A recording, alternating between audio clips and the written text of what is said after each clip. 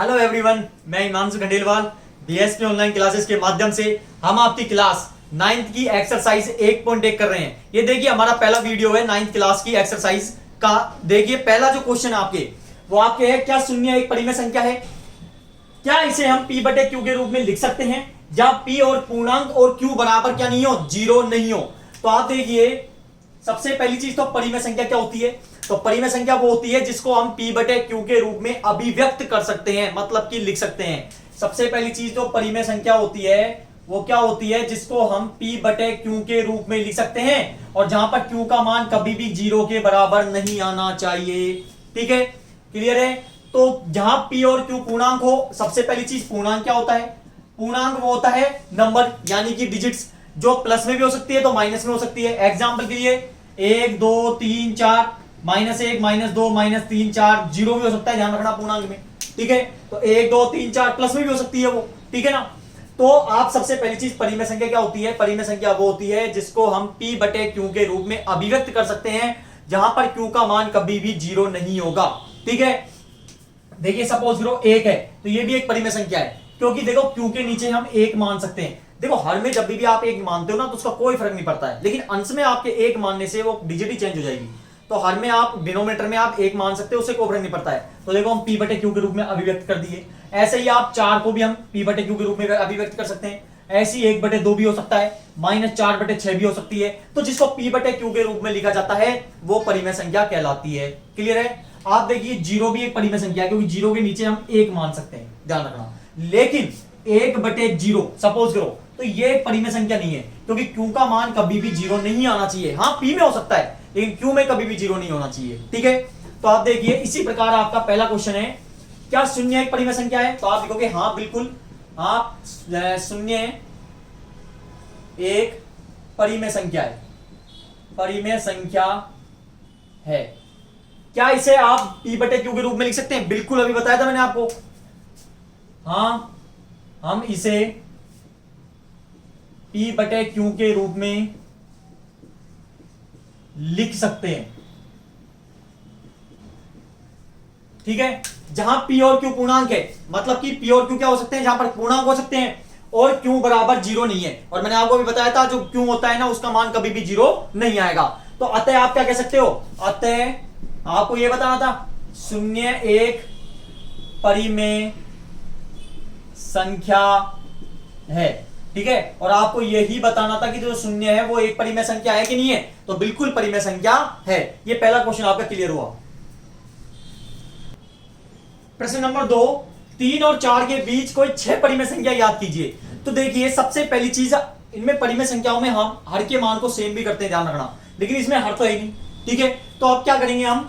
तो देखिए आपको 3 और 4 है, तो देखिए परिमेय संख्या कितनी निकालनी है? 6 निकालनी है। तो परिमेय संख्या जब 6 निकालनी है ना, तो इसमें एक संख्या और जोड़ दो, तो कितनी हो गई? 7। तो आप क्या करोगे? 7 को इसमें अंश व हर से गुणा करोगे, मतलब जो 7 है उसको अंश व हर के मान से गुणा करोगे। ठीक है, किस प्रकार?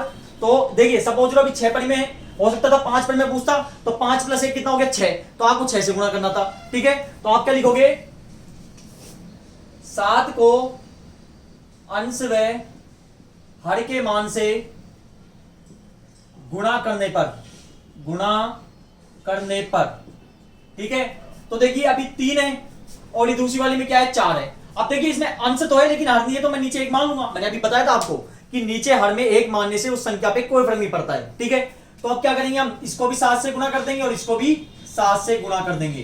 तो 7 या 21 और 7 एकम 7, ऐसे 7 चौके 28 और 7 एकम 7। तो आपके यहां तक आ गया।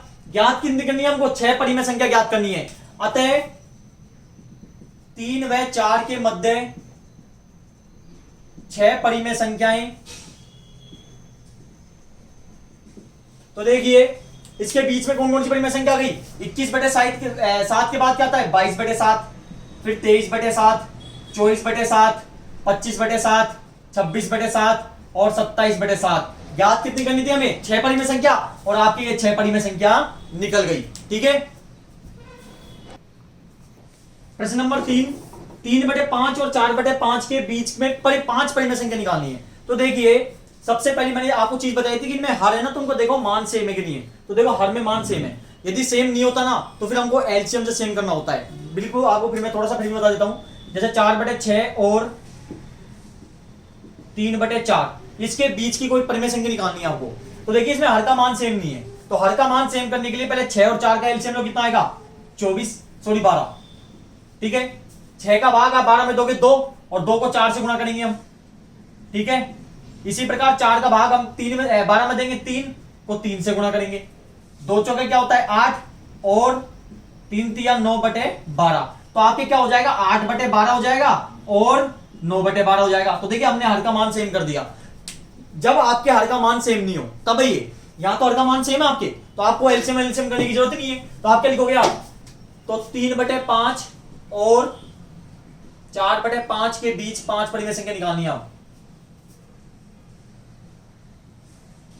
5 परिमेय संख्या, तो देखिए परिमेय संख्या निकालनी है, कितनी निकालनी है 5। तो मैंने बताया था वो 5 + 1 कितना हो गया 6। तो आप लिखोगे अंश व हर को 6 से गुणा करने पर, तो 3/5 को भी 6 से करोगे, ठीक है, और 4/5 को भी 6 से करोगे, तो 6 × 18 और 6 × 5 = 30, ऐसी 6 × 4 = 24 और 6 × 5 क्या हो गया 30 हो गया। कितनी परिमेय संख्या चाहिए हमें 5 चाहिए। तो देखिए 18/30 है, अतः 3/5 व 4/5 के मध्य 5 परिमेय संख्याएं। तो देखिए 18/30 है तो 19/30, 20/30, 21/30, 22/30 और 23/30, और ये क्या हो गया आपके 5 परिमेय संख्या निकल गई। ठीक है, प्रश्न नंबर 4 देखिए, दिए गए कथन के सत्य और असत्य बताने हैं और कारण के साथ अपने उत्तर भी देने हैं। तो प्रत्येक प्राकृत संख्या एक पूर्ण संख्या होती है। तो सबसे पहली चीज देखो प्राकृत संख्या क्या होती है, प्राकृत संख्या। ठीक है, तो प्राकृत संख्या वो होती है जो स्टार्ट होती है, ध्यान रखना 1 से, 1 2 3 4 ऐसे आगे तक चलती है, 4 5 6 7 8 9 10। ठीक इसी प्रकार पूर्ण संख्या, और जो पूर्ण संख्या होती है वो शुरू होती है 0 1 2 3 4 आगे तक जाएगी। मतलब कि इनमें दोनों में एक ही अंतर है कि इसमें 0 आता है और इसमें 0 नहीं आता है। पूर्ण में 0 आएगा और प्राकृत में 0 नहीं आएगा। तो प्राकृत संख्या 1 2 3 4 5 6 आगे तक जाएगी, और पूर्ण संख्या 0 1 2 3 4 आगे तक ऐसे जाएगी। तो आपसे बोल रहा है प्रत्येक प्राकृत संख्या एक पूर्ण संख्या होती है। तो देखो प्राकृत संख्या में 1 2 3 4 आता है, और जबकि पूर्ण संख्या में क्या आ रहा है 0 1 2 3 4 आ रहे हैं। तो मतलब प्राकृत का इसमें क्या मिल रहा है, ओनली 1 2 3 4 मिल रहा है। तो देखिए प्रत्येक प्राकृत संख्या एक पूर्ण संख्या हो सकती है क्या, बिल्कुल आपके प्रत्येक प्राकृत संख्या पूर्ण संख्या हो सकती है। क्योंकि देखिए प्राकृत संख्या में क्या आता है 1 2 3 4 आता है, और पूर्ण संख्या में भी 1 2 3 4 आता है। तो दोनों में क्या हो गया, ये चीज मैच कर रही है। तो आप कह सकते हो बिल्कुल सत्य है ये, क्योंकि प्राकृत संख्या में पूर्ण संख्या हो सकती है। ठीक है, तो आप क्या लिखोगे यहां पे, तो आप लिखोगे हाँ सत्य लिख दो, सत्य प्रत्येक प्राकृत संख्या एक पूर्ण संख्या होती है। कारण बता देते हैं, क्योंकि प्राकृत संख्या में पूर्ण संख्या का संग्रह होता है। संग्रह मतलब कि इसमें भी 1 2 3 4 5 6 आता है, और इसमें भी 1 2 3 4 5 6 आता है। ठीक है, ठीक इसी प्रकार,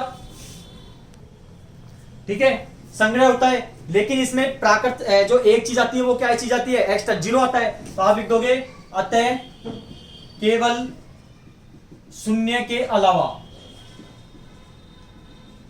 तो देखिए प्रत्येक प्राकृत संख्या बिल्कुल पूर्ण संख्या हो सकती है, क्योंकि प्राकृत संख्या का पूर्ण संख्या में बिल्कुल सेम संख्या मिलती है, लेकिन एक 0 नहीं मिलता है। ठीक है ना, तो आप ये आपका आंसर हो गया। सेकंड पॉइंट देखिए, प्रत्येक पूर्णांक एक पूर्ण संख्या होती है। देखो सबसे पहली चीज पूर्णांक क्या होता है, मैंने आपको बताया था अभी कि पूर्णांक प्लस में भी हो सकता है तो माइनस में हो सकता है। -4 -3 -2 -1 0 1 2 3 ऐसे चलता जाएगा। ठीक है, और आपके और पूर्ण संख्या क्या होती है, पूर्ण संख्या में कहां शुरू होती है 0 1 2 3 4 कुछ इस प्रकार शुरू होता है। तो प्रत्येक पूर्णांक एक पूर्ण संख्या है क्या, बिल्कुल नहीं है। क्यों, क्योंकि देखिए पूर्णांक में क्या आते हैं -4 -3 -2 -1 ये आते हैं, जबकि पूर्ण संख्या में ये नहीं आते हैं। ठीक है, तो आप कह सकते हो कि प्रत्येक पूर्णांक एक पूर्ण संख्या नहीं होती है, क्योंकि जो पूर्णांक होते हैं वो माइनस में चलते हैं और प्लस में भी चलते हैं, मतलब कि पॉजिटिव भी हो सकता है नेगेटिव भी हो सकता है। लेकिन जो पूर्णांक होते हैं वो क्या होते हैं, ओनली पॉजिटिव यानी कि धनात्मक होते हैं। तो आप क्या लिखोगे, असत्य है, ठीक है, प्रत्येक पूर्णांक एक पूर्ण संख्या होती है, यह असत्य है बिल्कुल।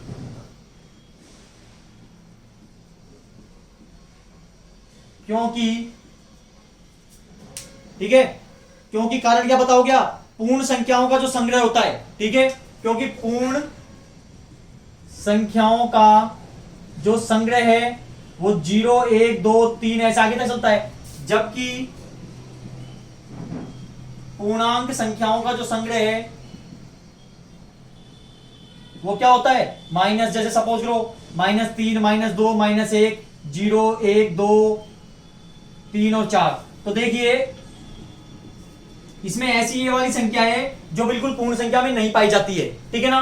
तो जबकि पूर्णांक संख्याओं का संग्रह क्या होता है, ये होता है, ठीक है, क्या क्या, -3 -2 -1 ऐसे आगे तक जा सकती है भी, ठीक है। यहां पर एक कारण हो गया। अगला देखिए, प्रत्येक परिमेय संख्या एक पूर्ण संख्या होती है, प्रत्येक परिमेय संख्या एक पूर्ण संख्या होती है, क्या, बिल्कुल असत्य है। और कारण क्या है इसका, तो देखिए प्रत्येक परिमेय संख्या एक पूर्ण संख्या होती है। देखो परिमेय संख्या क्या होती है, जिसको हम p बटे क्यू के रूप में ले सकते हैं। तो जिसमें उसमें देखो 1 2 3 5/7 भी आ सकता है, 6/8 भी आ सकता है, ऐसी कुछ भी संख्या आ सकती है। माइनस में 4 भी आ सकता है, ठीक है, माइनस में 8/7 भी आ सकता है, ठीक है। जबकि पूर्ण संख्या क्या होती है, पूर्ण संख्या पहली बात तो पॉजिटिव नंबर में चलते हैं, मतलब कि धनात्मक इसमें 0 1 2 3 4 इस प्रकार की होती है। तो आप देखिए ये संख्या ये तो मिल रही है, ठीक है, लेकिन ये संख्या जो p बटे क्यू के और माइनस में है ये नहीं मिल रही है। तो आप क्या कह सकते हो, बिल्कुल ये असत्य है कथन है। तो आप लिखोगे कि यह कथन क्या है, असत्य। तो असत्य प्रत्येक संख्या एक पूर्ण संख्या होती है, ठीक है। अच्छा, प्रत्येक असत्य प्रत्येक संख्या क्या होती है, पूर्ण संख्या होती है। और आप कारण क्या बता सकते हो, क्योंकि इसमें पूर्ण संख्या है जो परिमेय संख्याओं का ही भाग होता है, क्योंकि जो पूर्ण संख्या है, क्योंकि पूर्ण संख्या परिमेय संख्या का भाग होता है। लेकिन आप ये नहीं कह सकते कि पूर्णतः भाग होता है, क्योंकि देखिए एक चीज मैंने आपको बताया था अभी कि 2/7 एक परिमेय संख्या है, लेकिन ये पूर्ण संख्या नहीं है, क्योंकि पूर्ण संख्या को हम 2/7 या p बटे क्यू के रूप में अभिव्यक्ति नहीं कर सकते। इसलिए क्या ये कथन बिल्कुल असत्य है। एक बार देखिए वापस रिपीट करते हैं, प्रत्येक प्राकृत संख्या एक पूर्ण संख्या होती है, बिल्कुल ये सत्य है, क्योंकि प्रत्येक प्राकृत संख्या एक पूर्ण संख्या हो सकती है, ठीक है, क्योंकि प्राकृत संख्या जो शुरू होती है वो 1 2 3 4 से शुरू होती है, या आगे तक जाती है ऐसे, और पूर्ण संख्या 0 1 2 3 4 शुरू होती है। तो प्राकृत संख्याओं का जो पूर्ण संख्या में 1 2 3 4 ये तो मिलता ही है 0 के अलावा, तो बिल्कुल सत्य है। प्रत्येक पूर्णांक एक पूर्ण संख्या है, असत्य प्रत्येक पूर्णांक एक पूर्ण संख्या नहीं होता है, क्योंकि पूर्ण संख्या का संग्रह 0 1 2 3 होता है, और जबकि पूर्णांक संख्या का संग्रह -3 -2 -1 इस प्रकार जो माइनस में आती है ना संख्या, ये हो सकती है। तो जबकि पूर्ण संख्या भी नहीं होती है, ठीक है।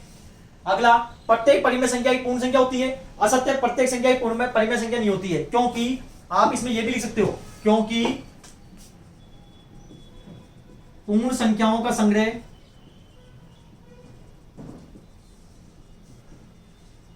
0 1 2 3 4 ऐसा आगे तक चलता है, तथा और जो परिमेय संख्याओं का संग्रह होता है